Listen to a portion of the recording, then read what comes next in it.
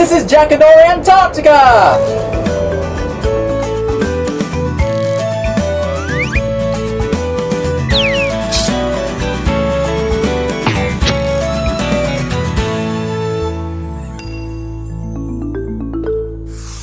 Slime by David Walliams, Part 9.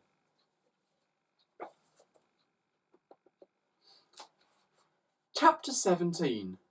The Book of Park Occurrences. My basketball rolled onto the grass that time, didn't it, Pride? Announced Ned from the park bench. Captain Pride to you, the man thundered. Didn't it, Private Pride? Replied Ned, enjoying winding up the proud man. Captain! I remember it well, said the park keeper. All serious incidents are noted down in my book of park occurrences. Let me look. The man pulled out a little red leather-bound notebook from his blazer pocket. Embossed on the cover were the words, Book of Park Occurrences. Let me see. January the 1st, began Pride, leafing through the pages. Not a happy new year, as at 0700 hours, highly offensive sweet wrapper blows into park. Entire area is sealed off until culprit who dropped said wrapper is found and fined. Ned looked at Slime, and Slime looked at Ned. Both rolled their eyes at each other. 14th of February, 0900 hours. A pigeon does his doodahs on the newly waxed park bench. Pigeons are brought into the park shed for questioning one by one until one of them squawks. Ned and Slime sighed at this silly old man. Oh yes, here it is. March the 3rd. Captain Pride was becoming animated now. 1100 hours. A basketball is bounced over the wall from the nearby playing fields and lands on the grass. It bounces repeatedly, 7 times to be precise, before eventually coming to a stop. One blade of grass is killed. Another is seriously injured. Basketball is dealt with in an instant with military precision. I puncture it with my litter-collecting spear. That basketball was a Christmas present from my granny, said the boy sorrowfully. She sent it all the way from the Isle of Stench. It's accidentally bounced over the wall. Why didn't you just throw it back when I asked you? The captain's moustache bristled. I did throw it back, he protested. Only after you burst it, replied the boy. I still threw it back. The captain's left eye began to twitch. Right, I want both of you out of my park now. Ned looked at Slime. All in good time. First, we need a little something for you to jot down in your park occurrences book. It is called the Book of Park Occurrences, not the Park Occurrences book, corrected the captain. Slime, continued Ned, I think we need to cause some mischief. Goody, agreed his friend. 1,000 sweet wrappers, if you please. What in the blazes? Spluttered Captain Pride. Now, shouted the boy. Halt! Cried Pride. The little man could make the big noise, but it was too late. Slime translimed into 1,000 sweet wrappers of every colour imaginable. They floated through the air, dancing on the breeze. Captain Pride ran around in circles, trying to grab them, but to no avail. Ned laughed.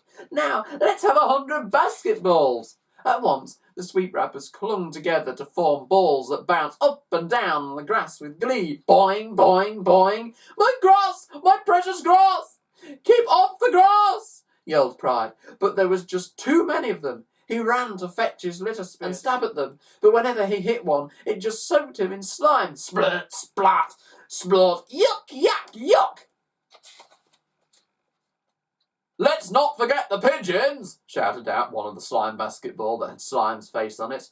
Of course, said Ned. In an instant, every one of those 100 basketballs became a pigeon. Not just any pigeon, a pooping pigeon, a super-duper whooping pooping pigeon. Squat, squat, squat. Splat, splat, splat. As the birds looped and twirled through the air, they drooped their load of multicoloured slime poop, sloop, everywhere. Splat, splat, splat.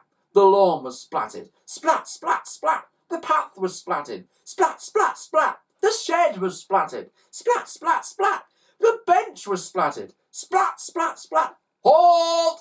barked Pride. I command you to halt! In the name of Greta Greed! One last military fly past, ordered Ned. Slime knew what the boy meant, and immediately the birds gathered in formation, as if they were an Air Force stunt team. They turned high in the sky before becoming straight for Captain Pride. "Hold!" he bellowed. "That's an order!" But they didn't stop. They kept coming. The old man began to run away, but he was no match for the slime pigeons. They swooped over his head, dropping their load right on top of him. Splash, splash, splash, splash, splash, splash, splash, splash, splash. Captain's Pride was splattered. "Dirty beasts!" cried the man. His moustache, his blazer, his slacks, his highly polished boots, every last part of him was covered in goo. "Oops," remarked Ned. "You seem to have a tiny speck on you, Captain Prode." A red mist of fury descended upon the park keeper. "I'll get you, boy!" he yelled as he charged at Ned with his little spear. "Charge! And it's not Prode, it's Pride!"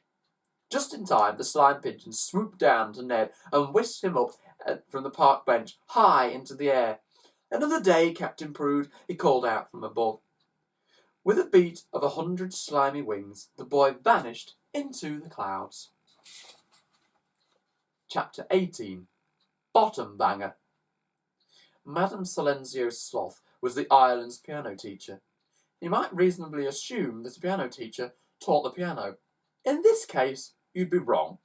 Sloth was the idlest music teacher in history. The lady would go to the most extraordinary lengths to avoid having to teach any of the children on the island anything. Whenever Ned reluctantly rolled himself over to Madame Sloth's house for his weekly lesson, she would not utter a single word to him. Instead, she would look him haughtily and open her hand to be paid.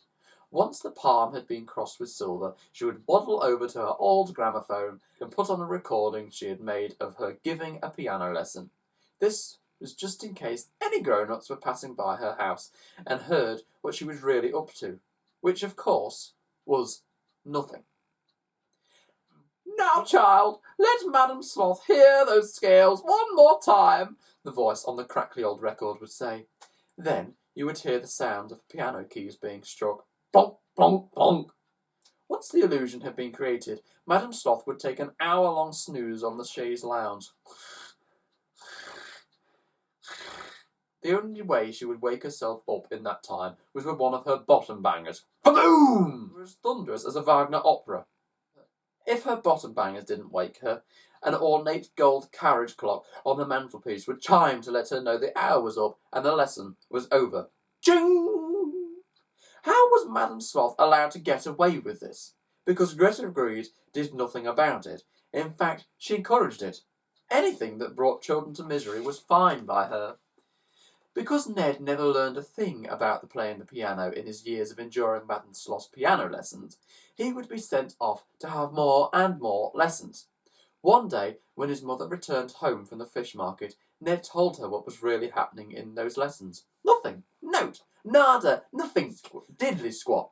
Of course, being a grown-up, Ned's mother didn't believe him.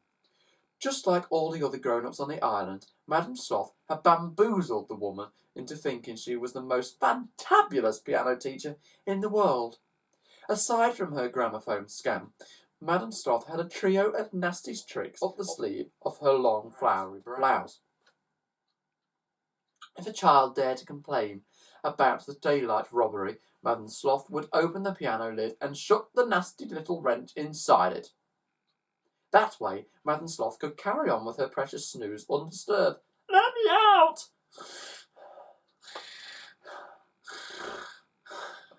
If a child attempted to grass her up to her parents, in the next lesson, Madame Sloth would turn the piano stool upside down and make them perch on one of the legs for a full hour. Ouch! If a child was so bold as to wake Madame Sloth up from one of her snoozes, they would be held upside down by their ankles and forced to play the piano with their nose. Ouch, ouch, ouch, blink, plonk, plonk. One time, Ned couldn't take any more of this nonsense, as Madame Sloth lay on the sofa, snoring and bottom-banging. Boom! He shouted, "This is the end! I am never ever coming to one of your stupid piano lessons ever again!" Needless to say, the piano teacher woke up in a foul mood. Without a word, Sloth walked out of the piano room and into the kitchen. As Ned sat on the piano stool, bemused, she returned clutching not one, Not 2, not 3, but 6 tins of baked beans. One by one, she ripped them open and guzzled them down in seconds like some kind of strongman at a fair. Her tummy began making the most disturbing sounds, like a boiler that was about to explode. I need to go, announced Ned. Just one moment, replied Sloth. Next, she shuffled over to the boy. From the way she shuffled, it was clear she was clenching her cheeks together. Not her top cheeks, her bottom cheeks. Then, as soon as her behind was close to Ned's nose, she unclenched. No! Cried the boy. Sloth let off the most explosive bottom banger of all time. Kaboom! The force of the blast was enough to blow Ned straight out of the window. Whoosh! Needless to say, Ned was in no doubt as to how much he and all the other children on the island had suffered at the hands of this monstrous woman. He knew that he would be doing them all a favour by teaching the teacher a lesson. The question was, how? Let's see how in part 10. But for now, good night.